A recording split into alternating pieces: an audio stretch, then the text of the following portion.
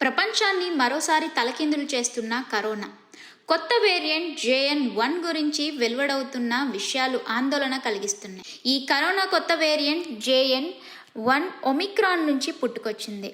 ఇది అంత ప్రమాదకరం కాదని చెబుతున్నా భవిష్యత్తులో మాత్రం ప్రమాదం కలగవచ్చని హెచ్చరిస్తున్నారు నిపుణులు.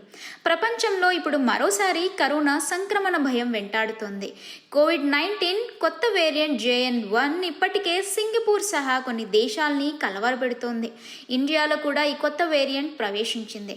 కొత్త వేరియంట్ JN.1 గురించి ఆందోళన చెందాల్సిన అవసరం లేదని, తీవ్రత ఉండదని ఇప్పటి వరకు వైద్యులు చెబుతూ వచ్చారు. అయితే తాజాగా ఈ కొత్త వేరియంట్ గురించి ఇప్పుడిప్పుడే బయటపడుతున్న కొన్ని విషయాలు ఆందోళన కలిగిస్తున్నాయి. ఆరోగ్య నిపుణులు, పరిశోధకులు కరోనా కొత్త వేరియంట్ గురించి ఆందోళన కలిగించే అంశాలు వెల్లడించారు.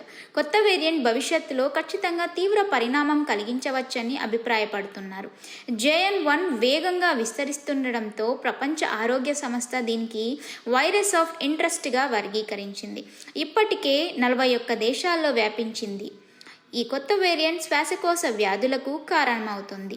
JN.1 అనేది BA.2.86 నుంచి పుట్టుకొచ్చింది.